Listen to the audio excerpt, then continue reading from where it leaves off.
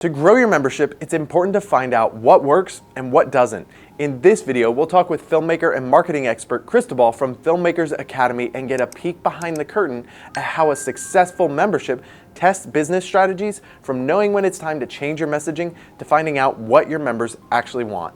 You give away some stuff for free as kind of like a lead gen tool. I'd love to talk about the fact like you have 4 available on your site.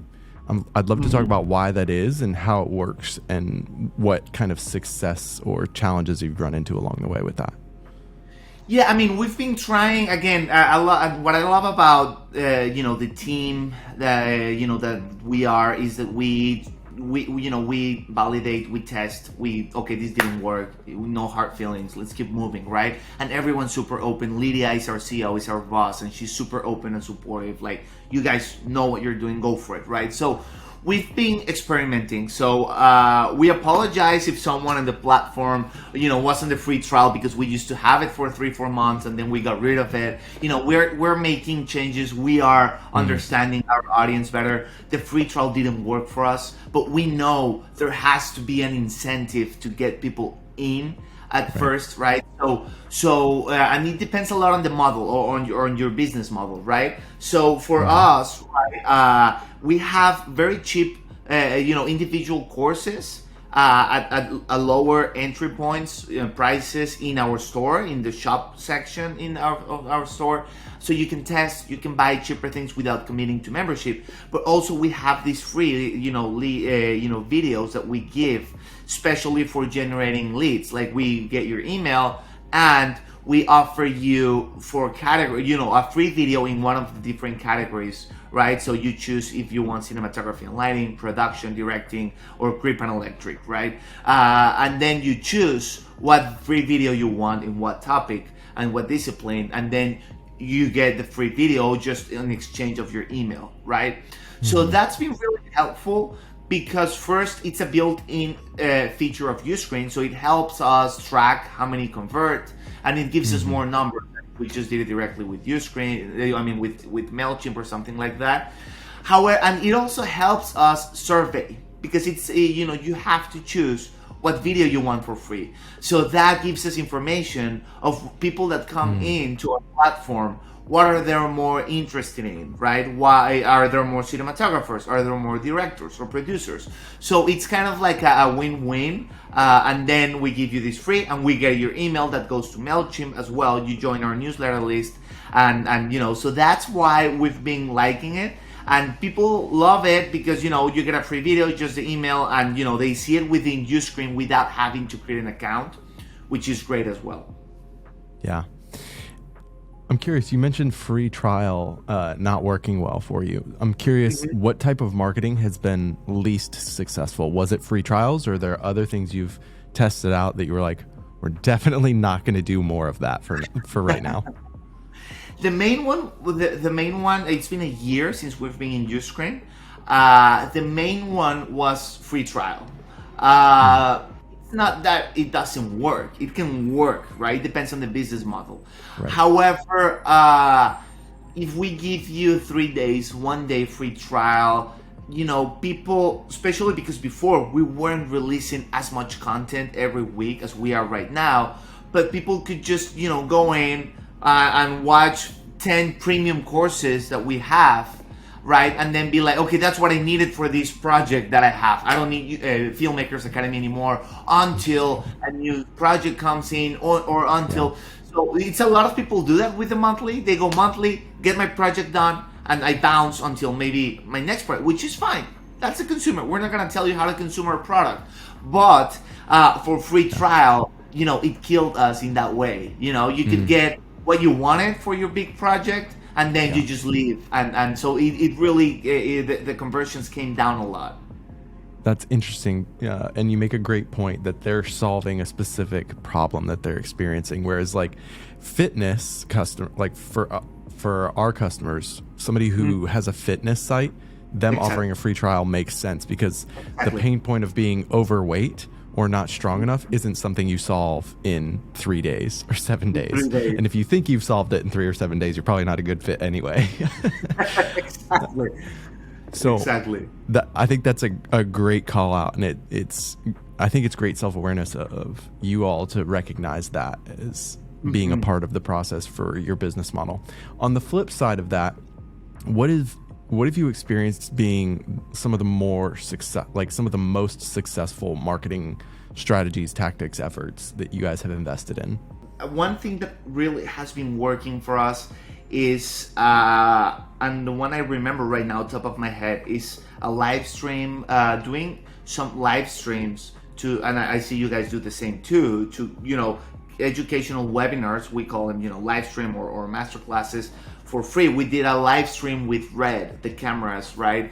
With the new camera they released, the Raptor, and then it was not the Raptor, another one, I don't remember. But it was Shane and the Red team, 1 hour and a half, I think, or 2 hours, talking, going through the camera, blah, and it was free, so we marketed like, join this free webinar or live stream, Shane is going to be hosting it, come to a platform, but people have to create an account, right, to watch it, and that was great because it created a lot of traffic, and at the same time we could track how memberships went up, a little spike during that period, and the watch time was great. So doing some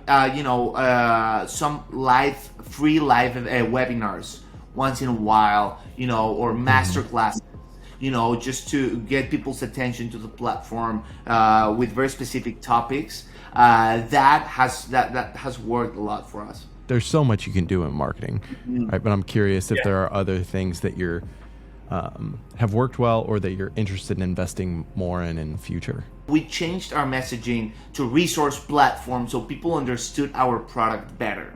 Because before, we thought we were gonna be a master class where you have mentors and the mentors sell the courses, and the mentors, it's like, it's only courses, and the mentors, it's the value proposition. But then we realized we can't just make it about the mentors or the courses. I mean, the mentors are critical. We have amazing mentors, top of their game, but only limiting it to courses, it's very hard to replicate because creating a course is very expensive and time consuming. So we can just be launching courses every month. We're not masterclass. We don't have the budget, right? Or the money to get the face of, the faces they have.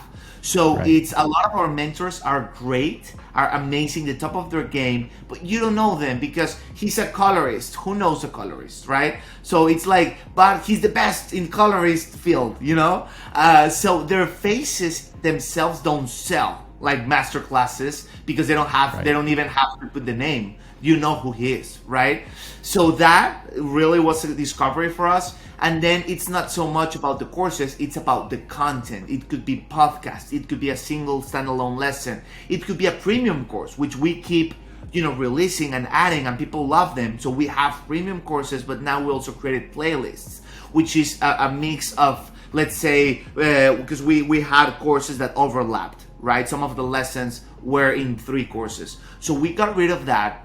And now if they overlap, then we created this concept, which is also a collection, but instead of calling it a premium course with a specific poster it's now called a playlist. Like YouTube, like we just mix from different courses, right? About one specific topic, let's say soft light, right? So we just put, or LED lights, let's say, and then we just take from different courses that we talk about LED lights, and we create a playlist for you specifically on LEDs. So we've been playing with that, and that has been helping, but that's more related on organizing the content and not much on the marketing. But changing it to a resource platform in the messaging and how we communicated what we are has been definitely improving how we sell memberships and on either on marketing, on newsletters. What has been working for us a lot is doing like we call them sample video ads, right? So it's just a sample video straight cut from the lesson, right? Let's say 2 minutes. That's the ad. We don't edit it. It's not a trailer. It's just how the actual content is and how you learn, so people can. And that's what has been working the most. So we started doing that, like you said, going to the different groups and disciplines. However, for more than 80% of our content is for cinematographers. And cinematographers, I mean, it goes down to gaffers, to grips, stuff like that. So that was one of the things we changed last semester, right, with the messaging. we did a big survey to people. It was the big mid-year survey. Let's go big. Let's find who our consumer is, and we realized most of them are cinematographers, or cinematography related, or do-it-all filmmakers, right? So I'm a director, yeah, but I have to DP for myself, but I have to rig for myself, but I don't have the budget to, or a very technical director, right? That I love this. There's a lot of directors that don't care. Just, I want to talk about the story, the concept. I will never get into Filmmakers Academy because I don't care how to light. I'll get a DP, right? But, so we found these targets. So we thought we don't have to be afraid to talk to our main audience. We started saying, resource platform for filmmakers, and we said, it's for filmmakers. We don't want to limit ourselves. It's for filmmakers, But then filmmakers could mean anything, right? It's a lot. It's a very broad word. So that's when, even for keywords in Google and stuff, it's like it could be screenwriters too, and they don't care about our platform. So it's like, so what do? So we narrow it down. We're trying to penetrate our specialty niche, the niche that we really have the best product for right now, which is cinematographers and everything related to lighting, grip, technical stuff on set. So right now we're for cinematographers, grip crew members, and do-it-all filmmakers, right? So we're for the first time, we're naming a little more specific who we are targeted for. And it doesn't mean that, a colorist won't join. A lot of colorists are DPs as well, right? Or care a lot about light and stuff. And we have some content for them. But we have 2 courses on color grading, right? You can just buy them individually or get a 1-month membership. You watch them and you're done. We don't have that much, right?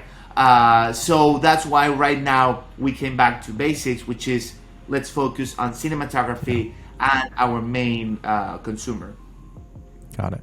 And you mentioned that customer survey was kind of like the impetus for figuring this out.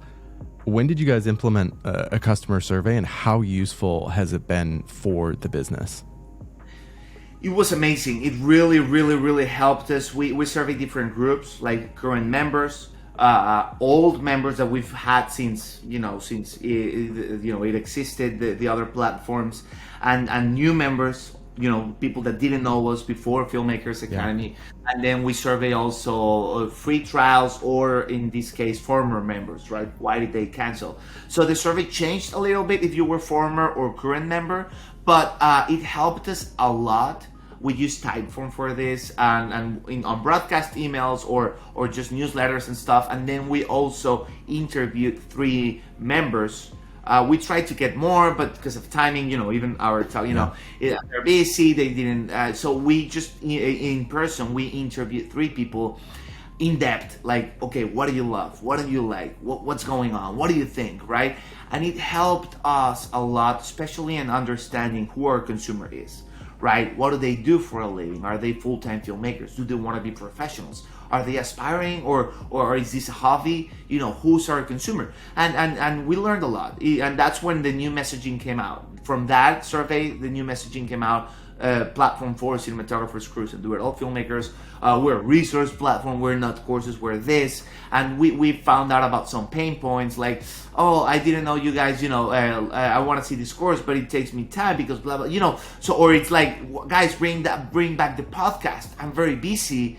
One of the members in the interview said, I'm very busy. I don't have time to go in and see you guys. But if it's a podcast, I can listen to you while I'm driving. I can, different stuff. So I thought, so different things of how they use the platform that helped us, but especially who's our consumer. And turned out 98% of the people that answered the survey, that was a lot of people. I can tell you the number, but I don't want to lie. I have to check it. But it was a lot of people, more than 300. I don't remember if it was a lot. They said that 98% are either professional filmmakers, which means professional could mean a lot, but they do that for a living, or they're aspiring professionals. So we realized, oh my God, people, it's my hobby. I'll go to Filmmakers Academy. We don't really have that niche. People that go to us, they're serious about it. So that was interesting to know. Yeah. Did you do anything to incentivize people to respond to the survey, like offer a discount or some sort of gift or something? Or was it just, we'd love to hear from you to make this better, etc.?